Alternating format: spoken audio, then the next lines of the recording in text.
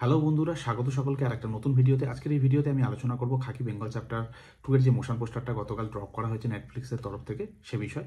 তো এই মোশন পোস্টারটার মাধ্যমে মেকার্সরা অনেক কিছু বুঝিয়ে দিয়েছেন। এটা সিম্পল লাগলেও এর মধ্যে অনেক কিছু মিনিং রয়েছে, সেটাই আমি আলোচনা করব। আমার যেটা অ্যানালাইজ থাকবে সেটা আপনাদের সামনে রাখবো এবং আপনাদের কি মনে হয় অবশ্যই সেটা আপনারা কমেন্ট করে জানাতে পারেন। তো মোশন পোস্টারটা খুবই সিম্পল হয়েছে, এমন কিছু বিশাল বড় ব্যাপারের মধ্যে ছিল না, কিন্তু এর মধ্যে একটা ডিপ মিনিং ছিল। মিনিংটা কি?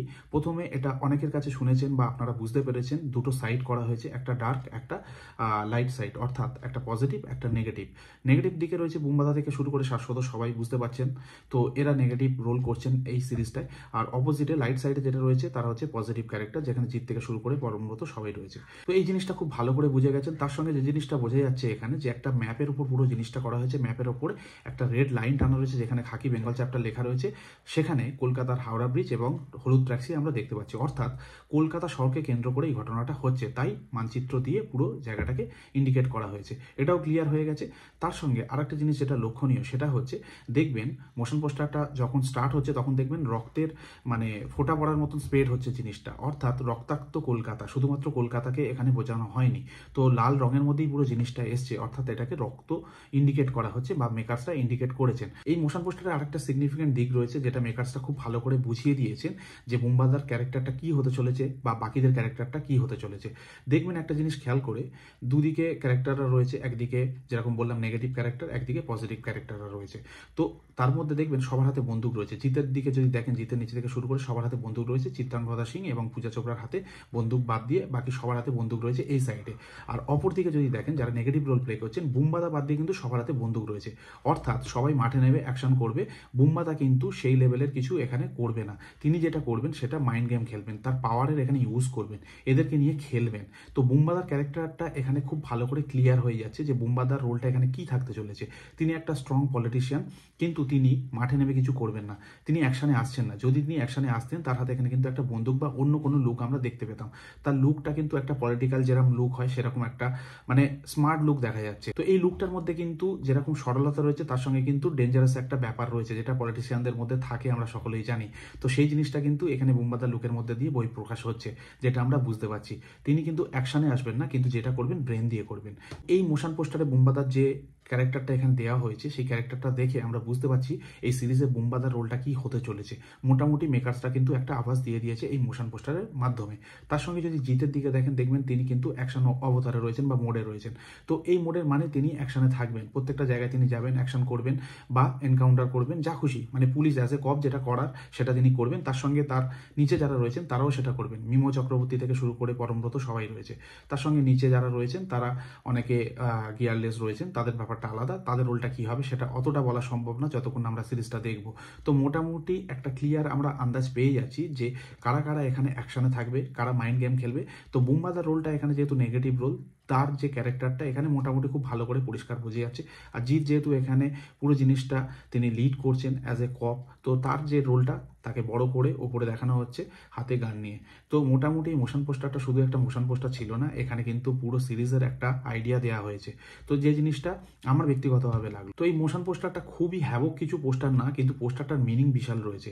তো এটা যদি একটু ভালো করে অ্যানালাইজ করেন, আপনারা এই জিনিসগুলো বুঝতে পারবেন বা উদ্ধার করতে পারবেন। তো একটা জায়গাকে বোঝানো হয়েছে, জায়গার মধ্যে একটা শহর রক্তাক্ত অবস্থা রয়েছে, সেখানে দুটো জোন রয়েছে, একটা নেগেটিভ একটা পজিটিভ। কিছু লোকের হাতে বন্দুক, কিছু লোকের হাতে বন্দুক নেই, তারা হচ্ছে মাইন্ড গেম খেলবে, তারা উপর শ্রেণীর লোক, আর যারা নিচে রয়েছে তারা অ্যাকশন করবে।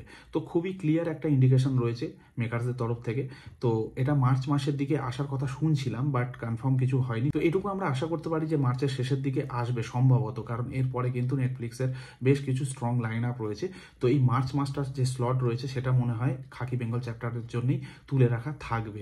তো সেটা আমার ব্যক্তিগতভাবে মনে হয়। তো এরকম কোনো কনফার্মেশন নেই, শুধুমাত্র কামিং সুন লেখা রয়েছে।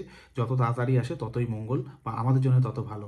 পুরো ওয়েস্ট বেঙ্গল না, অল ওভার ইন্ডিয়ার দর্শক এটার জন্য কিন্তু এক্সাইটেড রয়েছে, যেহেতু বেঙ্গল চ্যাপ্টারটা একটা হিউজ মানে তার অলরেডি ফ্যান বেস রয়েছে বিহার চ্যাপ্টারের। তো তার পরবর্তী একটা চ্যাপ্টার হতে চলেছে বেঙ্গল চ্যাপ্টার, তো সেটাকে নিয়ে মানুষ তো এক্সাইটেড থাকবে। লাস্ট একটা কথা বলে ভিডিওটা শেষ করছি, সেটা হচ্ছে নেটফ্লিক্সের মতন একটা প্ল্যাটফর্মে আমাদের বাংলার কলাকুশলীরা গিয়ে কাজ করছেন, এটা আমাদের কাছে অনেক বড় ব্যাপার। বুমবাদা কাজ করছে, জিৎ কাজ করছে, পরমব্রত, শাশ্বত সবাই রয়েছে। তো এটা খুবই আনন্দের ব্যাপার। কিন্তু এটাকে নিয়ে যারা খুব বাড়িয়ে চড়িয়ে কিছু দেখাচ্ছে বা শো করছে যে না বিশাল বড় ব্যাপার বিশাল বড় ব্যাপার, তারা হয়তো আমাদের বাংলা সিনেমার ইতিহাসটা জানে না। আমরা কোন জোন থেকে বিলং করি, আমাদের ইতিহাস কি, আমাদের হিস্ট্রি কী রয়েছে সেটা হয়তো তারা জানে না। সত্যজিৎ রায় থেকে শুরু করে মৃণাল সেন, ঋত্বিক ঘটক, তপন সিনহা, তারপরে বুদ্ধদেব দাশগুপ্ত, গৌতম ঘোষ, অপর্ণা সেন, ঋতুপর্ণ ঘোষ, এরা একের পর এক বড় বড় কাজ করে এসছে। এরা ওয়েল নোন ফেস ন্যাশনালি এবং ইন্টারন্যাশনালি। আমাদের একটা কিন্তু স্ট্রং হিস্ট্রি রয়েছে, যদি একটু ঘেটে দেখেন বুঝতে পারবেন আমরা কোথা থেকে বিলং করি। আজ হয়তো আমরা সেই জায়গায় নেই, আমরা হারিয়ে ফেলেছি জায়গাটা, কিন্তু পুরো ওয়ার্ল্ড আমাদেরকে চেনে, আমাদের ফিল্ম মেকারদের চেনে, আমাদের কলাকুশলীদের চেনে, বাংলাকে চেনে, আমাদের আর্টকে চেনে। অবশ্যই বলুন আপনার হিরো, আপনার স্টার, আপনার যে আইডল সে গিয়ে কাজ করছে এরকম একটা বড় প্ল্যাটফর্মে, অবশ্যই আপনি খুশি হবেন, আনন্দ করবেন। কিন্তু এটার মানে এখানেই কিন্তু সব কিছু না, এরাই শুধু অ্যাচিভ করেছে এটা না। এই জিনিস কিন্তু আমাদের রক্তে রয়েছে, আমাদের ইতিহাসে রয়েছে। যদি একটু ঘেঁটে দেখি আমরা, সেই ইতিহাস বেরিয়ে আসবে। তাই আমি মনে করি যে এটা নিয়ে কিন্তু বিশাল কিছু করার কোনো মানে হয় না। বুম্বাদা অনেক কাজ করেছে, প্রচুর লোক আছে কাজ করেছে, ইভেন বাংলাতে এসে প্রচুর আর্টিস্ট কাজ করেছে। তো বাংলার মধ্যে সেই পোটেন্সিয়াল ছিল, এখন হয়তো একটু আমরা আউট অফ ট্র্যাক হয়ে গেছি। কিন্তু এটাকে নিয়ে যারা বাড়িয়ে চাড়িয়ে বলছে তাদের কথা বলছি, বিশাল বাড়িয়ে চড়িয়ে বিশাল এটা বড় ব্যাপার, বিরাট বড় ব্যাপার করে খালি দামামা বাজাচ্ছে, এটা এমন কিছু না। এটুকু বলি, নিজের পাটা মাটিতেই রাখুন, ভালো কিছু আসছে সেটা দেখি, আরও বড় বড় কাজ আসবে। আমাদের বাংলা থেকে প্রচুর বড় বড় স্টাররা গিয়ে ফিচার ফিল্মে কাজ করছে, ফুল লেন্থ মুভিতে কাজ করছে, আসবে 2025-এ। তার জন্য কিন্তু আমাদের অনেক এক্সাইটমেন্ট বাঁচিয়ে রাখতে হবে, ধরে রাখতে হবে। তাই জন্যই এত কথা বলা। যাই হোক, এটাকে অন্যভাবে কেউ নেবেন না। আমার ব্যক্তিগতভাবে মনে হলো যেভাবে লোকে অনেকে ভিডিওতে বা নানান জায়গায় বাড়িয়ে চাড়িয়ে বলছে বিশাল বড় ব্যাপার, বিশাল বড় ব্যাপার, অবশ্যই আমি এটাকে স্বীকার করি যে নেটফ্লিক্সের মতন একটা প্ল্যাটফর্মে কাজ আসছে, এটা অনেক বড় ব্যাপার। কিন্তু বাঙালিরা আগে এই জিনিস করেনি, সেটা ভুলে গেলে চলবে না। এটাই আমার শুধু মনে করিয়ে দেওয়া, তার বাইরে আর কিছু না। যাই হোক, আপনাদের কি মনে হলো এই অ্যানালাইসটা আর ওভারঅল ভিডিওটা কেমন লাগলো অবশ্যই কমেন্ট করে জানাতে পারেন।